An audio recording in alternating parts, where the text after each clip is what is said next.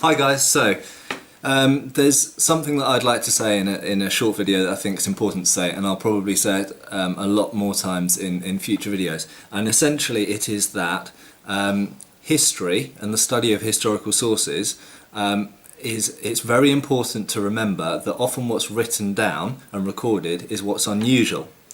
And I think that when people come into the study of historical sources without a background in history, and I'm not trying to be condescending or patronising in any way, they often forget that the sources we study are sometimes by their very nature unusual.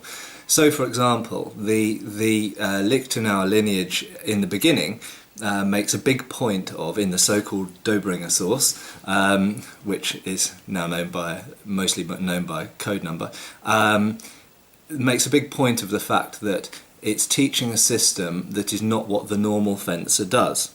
And this is a recurring theme that we see through lots of sources. Now you could say on one hand that that is sales tactic, to say that what we're teaching here is better than what the other guys teach. However, I think that it goes a little bit further than that, and we can see this for certain through some sources, that and the so-called Dobringer is an example, where there are techniques described where the opponent is, or almost must be, a normal fencer, i.e. they do certain responses to an attack, and for your tactics to succeed, it's reliant upon them being a normal fencer, conventional fencer. You see a hint of this perhaps in I-33 or 133, as some people like to call it, and other sources as well. I won't go too far into the things about Fury and Lichtenauer and so on, because I'll probably talk more about that in a different video. But essentially I just want to say, often what's recorded in history is what is unusual. And one final example I'll give of that is that for those of you who've read D.A. Kinsley's books, with the most recent version of which I wrote an intro for, he cites a lot of sources which are complaining about regimental swords. And some people online have said, British regimental swords were all rubbish, because there are lots of examples in literature saying how rubbish regimental swords were.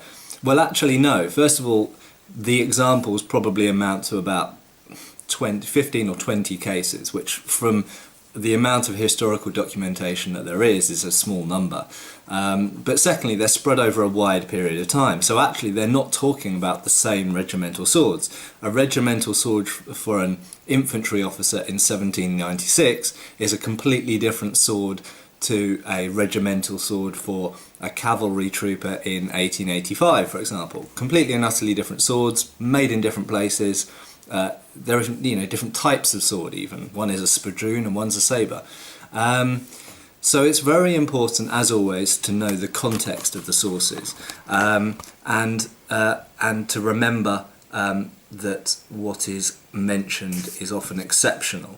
And you have to, in this case of the regimental sword, also remember that throughout recent history, people have liked to complain about the weapons that are provided by their governments. And this is true of rifles that have been used in Vietnam, rifles that have been used, and other equipment that have been used in Iraq and Afghanistan. And just to give also a final kind of comparison, is that whilst the regimental sword of the Victorian era was sometimes complained about, there are completely opposite end of the scale where you've got something like this Wilkinson officer's sword, that for a start is not regulation, it is non-regulation, so-called, in that these are normally brass, these hilts, for a Royal Engineer sword, and this is a steel one, essentially what we would call a fighting officer's sword, in inverted commas, simply because it's ordered by someone who wants something a bit better. And the very fact that it's from Wilkinson. The Wilkinson Sword Company made their name and reputation on the fact that their swords did not break. It's important to remember that there are many exceptions to what's recorded in history, and what's recorded is often what's exceptional and unusual.